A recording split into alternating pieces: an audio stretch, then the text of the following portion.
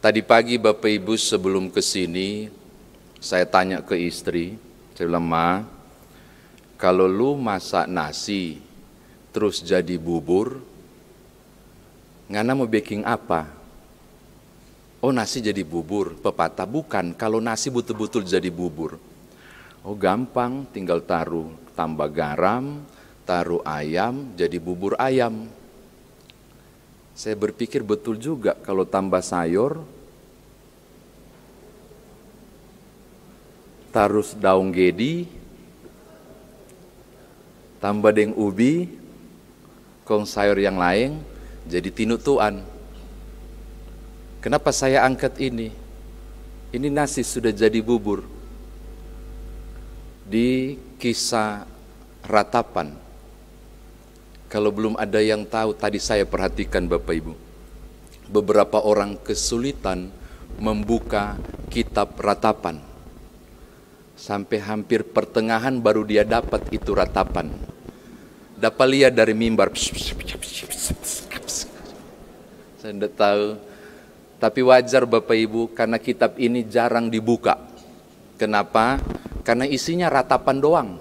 Beneran, isinya bersedih dan jarang sekali dipakai. Padahal banyak pengajaran di dalamnya. Saya mau berbagi untuk saudara. Kitab ratapan ini ditulis oleh Nabi Yeremia.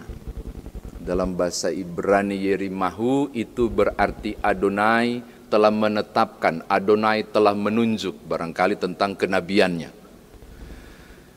Satu kali di atas bukit dia termenung ketika dia lolos dari pemburuan, diburu dia, dan dia berhasil lolos, barangkali bersembunyi di gunung, barangkali di atas bukit atau di sela-sela pohon. Dia melihat kota itu menyala, Yerusalem.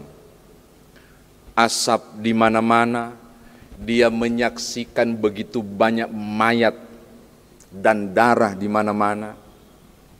Dia melihat begitu banyak rombongan yang berjalan berat dengan menggandeng istri dan anak, membawa barangkali beberapa ternak, kereta yang berisi harta benda tak seberapa, menuju perjalanan yang jauh, daerahnya Babilonia atau Babel. Dia yang saksikan sendiri betapa asap mengepul luar biasa, tembok Yerusalem sudah runtuh. Itu Yeremia, dan di dalam kesaksian mata langsung itulah dia tersungkur kepada Tuhan dan meratap tentang kehancuran Yerusalem, tentang hebatnya Babel memporak-porandakan, dan kemudian Israel dibuang. Dia lihat dengan matanya. Makanya kitab ini ditulis oleh Yeremia berisi ratapannya tentang penderitaan yang dialami. Kenapa saya bilang nasi sudah jadi bubur? Kalau saudara membaca Yeremia 29 ayat 11 misalnya, itu sangat jelas dibilang, sangat jelas disampaikan supaya terjadi pertobatan. Tapi kepala batu, tidak ada pertobatan. Bahkan saudara baca pas ayat 5, tolong lihat. Sungguh Tuhan membuatnya merana karena banyak pelanggarannya. Kepala angin, Israel tidak bisa diluruskan lagi. Maka langkah penting yang dibuat adalah penghukuman akhirnya. Sesuai janji, engkau akan dibuang 70 tahun. Soalannya, ada satu pribadi yang lihat langsung betapa mengerikan kondisi itu. Makanya kalau Bapak Ibu baca betapa terpencil kota itu yang dahulunya ramai, ayat 1. Laksana seorang jandalah dia, padahal dia adalah ratu.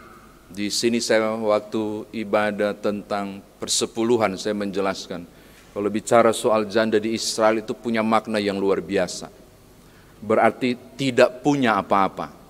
Kalau bicara soal janda di Israel berarti bicara soal hopeless. Tidak ada pengharapan. Kalau bicara soal janda di Israel berarti tidak ada pegangan hidup. Karena berbagai harta kekayaan benda dari suaminya akan kembali ke klan kesukuan. Makanya saya selalu bilang, kalau di Indonesia ada janda kaya. Kalau di Israel saudara tidak akan temukan janda kaya, nggak ada.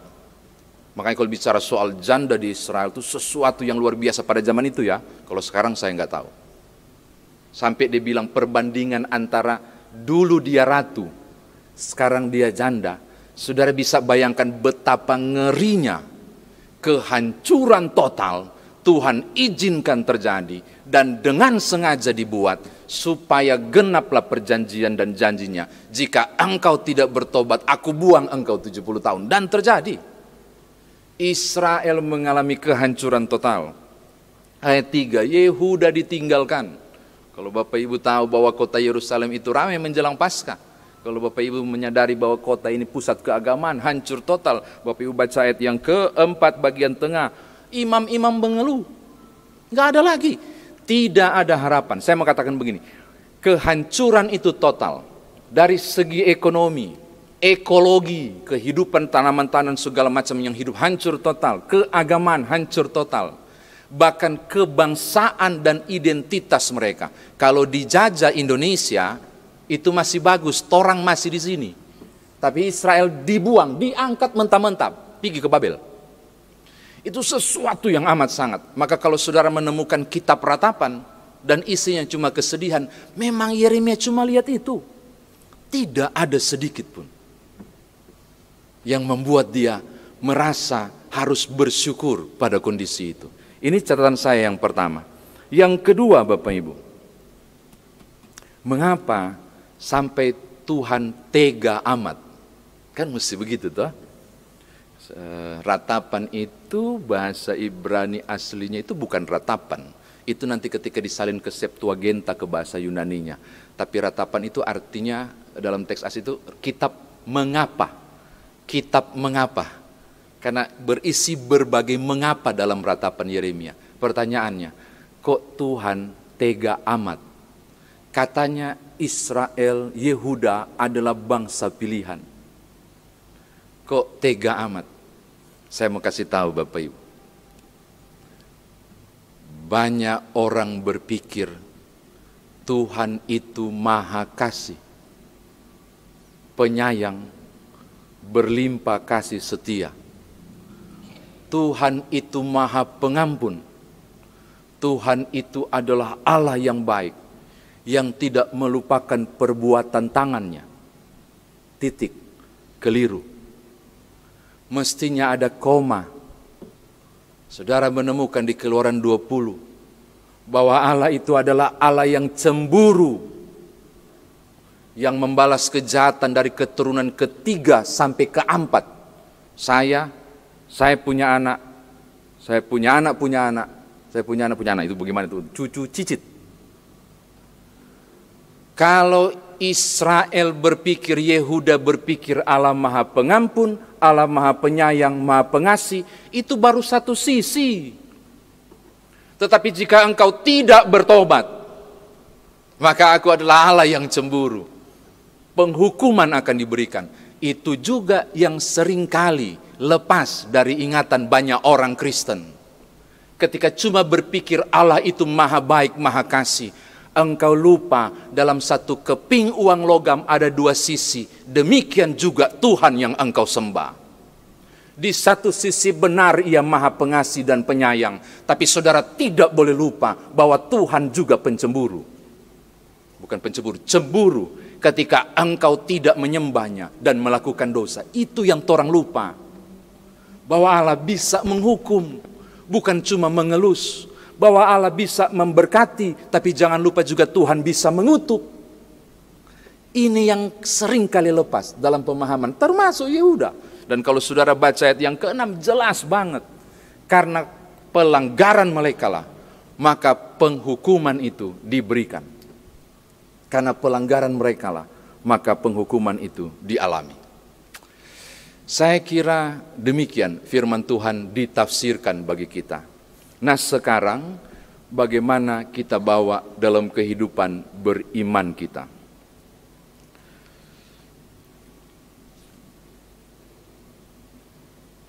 Bapak Ibu, Allah Tuhan yang saudara sembah ketika mengasihi, pribadi agung itu akan totalitas mengasihi. Kalau ada yang punya SBU, saudara akan baca. Yang menariknya adalah Tuhan juga ketika menghukum, totalitas ternyata menghukum. Ini terjadi di Yehuda. Habis. Hanya 2 suku yang balik. Suku yang terbesar adalah suku Yehuda yang balik. Dari 12 suku yang ada. Sehingga kemudian dari Yehuda yang balik ini lahirlah nama Yahudi. Tuhan totalitas mengasihi. Tetapi orang Kristen tidak boleh lupa bahwa juga Tuhan bisa mengacungkan tangan untuk menghukum. Maka diperlukan ketaatan total. Hal pertama saya mau katakan begini. Ketika saudara menyembah Allah dalam pengagungan dan berkata Engkau Maha Pengasih, di saat yang sama batinmu harus mengingat bahwa di sisi lain Tuhan juga bisa murka dan marah. Supaya dalam penyembahan yang benar kepada Allah yang Maha Pengasih, Bapak Ibu diingatkan, jangan bikin salah. Jangan bikin dosa, supaya tidak terjadi penghukuman. Maaf, ini harus disampaikan. Saya tidak hanya memberitakan hal yang baik kepada saudara, tapi juga harus menyampaikan dengan jujur kondisi ini. Ketaatan diperlukan untuk mendapatkan berkat. Ketaatan diperlukan dalam merangkum dan merasakan kasih Tuhan. Tapi pelanggaran menghadirkan kutuk. Ini catatan saya yang pertama. Yang kedua, Bapak Ibu.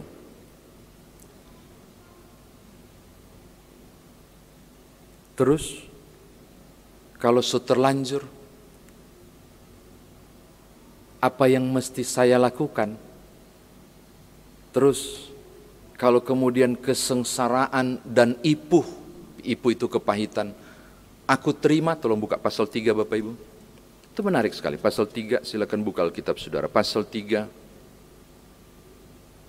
ayat 19.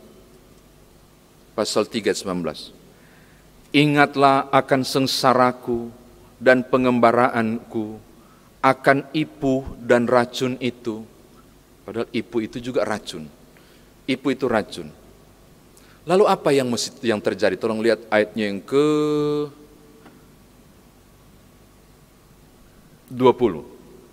Jiwaku selalu teringat akan hal itu dan tertekan dalam diriku. Pasal 3 ayat 20.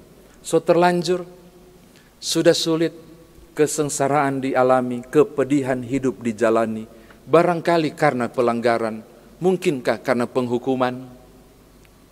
Atau bisa saja juga ketika saudara alami kesusahan hidup, saudara datang melakukan sesuatu, bagaimanakah saya merespon kesengsaraan dan kepedihan? Bapak Ibu, kalau ini bacaan dilanjutkan, ayat 7 dan seterusnya, Yeremia tidak datang bertanya mengapa paling pertama, tapi dia langsung introspeksi diri. Terus dia bilang, aku dan umatmu membuat pelanggaran dan berdosa kepada Tuhan. Hal kedua saya mau ajak saudara, kalau terlanjur, kalau kemudian ada hal yang terlanjur dilakukan, aku dan engkau diingatkan, saudara dan saya diingatkan, bahwa Allah adalah Allah yang pengasih, tapi juga Allah yang cemburu. Belajar pada Yeremia walaupun tidak dibaca tadi ayat 7. Datanglah bertelut, mintalah pengampunan, dan di dalam kasih Yesus Kristus, saudara diampuni. Begitu. Jadi hal kedua saya mau katakan, karena ada orang yang bilang, ya tapi kan tidak semua orang bisa 100% hidupnya benar toh. Ya, karena Roma pasal 3 bilang tidak ada satu orang pun di kolong langit ini yang benar. Lalu apa yang harus saya lakukan? Datanglah, mohon disucikan. Datanglah, mohon diampuni. Datanglah, minta penebusan dalam Kristus. Ini enaknya jadi orang Kristen. Saudara minta ampun, saudara dipulihkan. Saudara minta ampun, saudara ditebus. Cuma saya mau bilang, hati-hati. Kasih Tuhan itu bukan murahan. Enggak murahan Bapak Ibu. Jangan nanti di sini belum ya, kami di Karis sudah pakai tata ibadah lengkap. Yang panjang ada pengakuan dosa. Ini Bapak Ibu sudah berapa tahun tidak mengaku dosa? Tata ibadahnya enggak ada ya, masih doa hari ini ya. Jangan hari Minggu jadi kudus, hari Senin sampai Sabtu jadi kudis. Jangan buat kasih Tuhan murahan. Walaupun benar ketika engkau berdosa dan aku minta pengampunan pasti Tuhan tebus.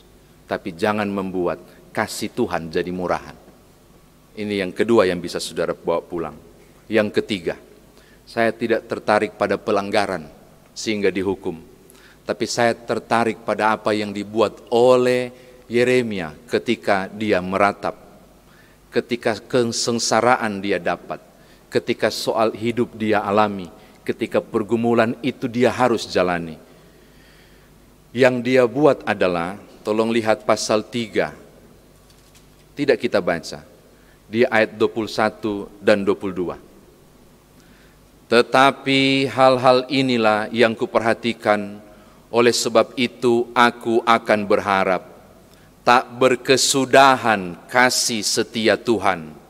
Tak habis-habisnya rahmat-Nya. Selalu baru tiap pagi, besar kesetiaan-Mu. Saya mau tutup Bapak Ibu, dengarkan.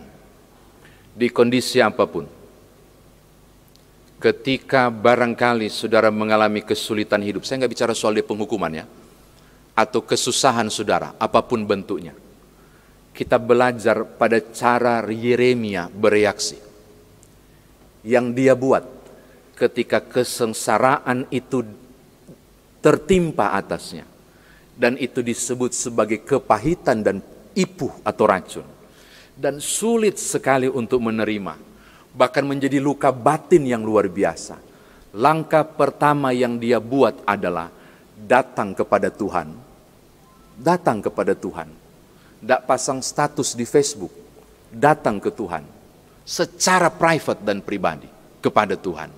Lalu langkah kedua, di tengah sengsara itu yang luar biasa, sangat hebat, darah di mana-mana, warna hitam asapnya, tiba-tiba muncul pasal 3 ayat 21 itu. Tetapi hal-hal inilah yang kuperhatikan, oleh sebab itu aku akan berharap.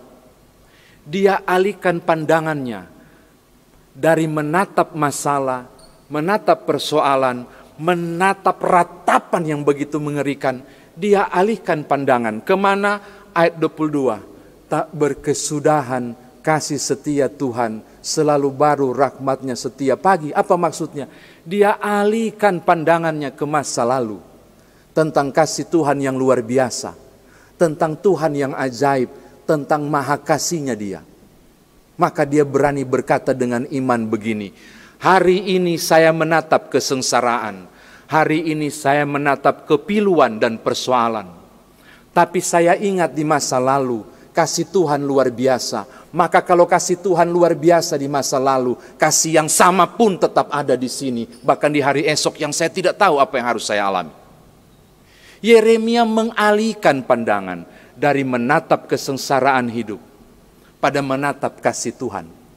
Maka saya mau katakan begini kepada saudara, lepas dari konteks pelanggaran, andai kata ada sesuatu yang saudara alami di pekan ini, yang barangkali membawa pergumulan saudara, air mata tak terbendung, dan engkau menyebut Tuhan di mana engkau dalam kepiluanku. Saya mau bilang, ingatlah kemurahan Tuhan. Ditapakan mundur perjalananmu bersama keluarga.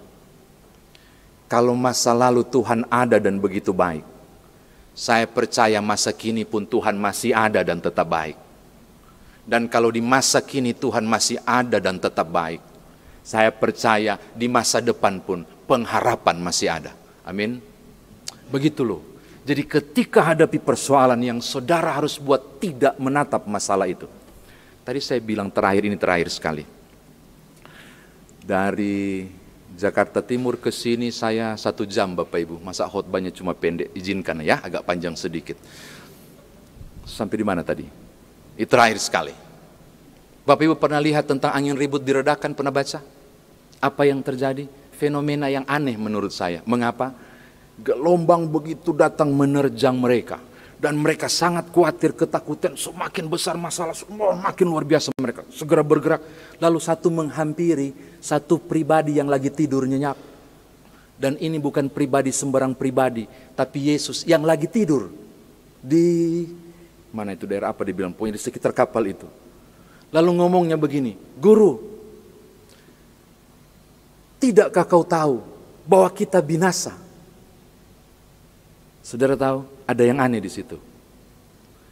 Sama-sama dengan Tuhan Yesus makan dan minum. Jalani hidup sama-sama dengan Yesus.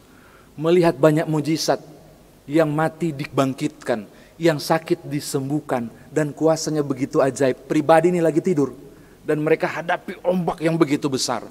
Lalu kematian itu menjadi bayang-bayang begitu hebat. Mereka lupa yang lagi berbaring ini sumber kehidupan.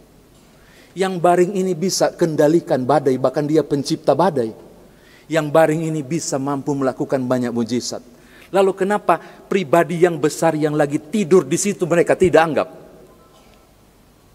Malah ketakutan luar biasa. Saya mau bilang, karena mereka sibuk menatap badai itu.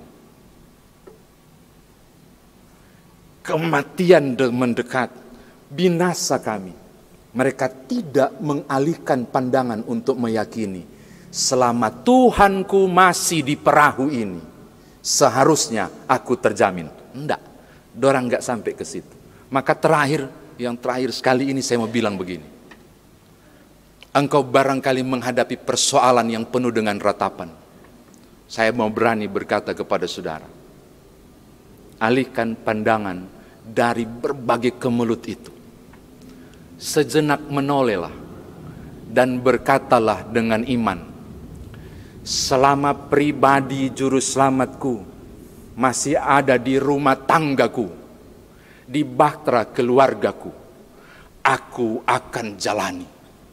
Jatuh sekalipun, ku yakin tidak akan tergeletak. Itu pengharapan. Maka saudara bisa mengubah ratapan ini menjadi harapan. Amin. Selamat jalani hidup Bapak Ibu. Percayalah, di balik ratapan saudara, pasti ada harapan di dalam Tuhan. Haleluya. Amin.